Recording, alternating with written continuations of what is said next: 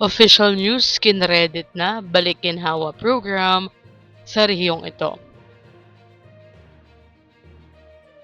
Magandang araw po sa ating manonood. Alam niyo po bang sinimulan na ng Government Service Assurance System or GSIS sa Central Visayas ang pag-credit ng balik ginhawa refunds para sa mga kwalipikadong miyembro at pensyonado bilang bahagi ng programang nagbibigay ng pinansyal na ginhawa sa gitna ng patuloy na hamon ng ekonomiya. Ayon sa ulat, ang mga benepisyaryo ng programa ay maaaring makatanggap ng refund na umaabot ng hanggang 111,000 pesos sa isang bagsakang pagbabayad depende sa kanilang buwan ng hulog at loan balance.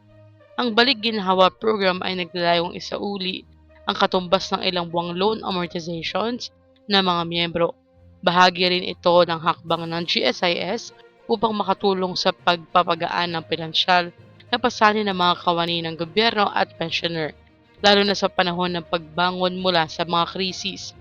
Sa ilalim ng implementasyon sa Central Visayas, direkta ng ikinukredit ang mga refund sa account ng mga kwalipikadong miyembro kaya't mas mabilis at mas efficient ang pagtanggap ng benepisyo.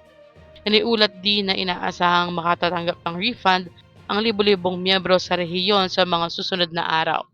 Hinimik naman ng GSIS ang mga miyembro at pensioner na tiyaking updated ang kanilang information at sundin ang mga kinakailangang proseso upang mapabilis ang pagproseso ng kanilang refund.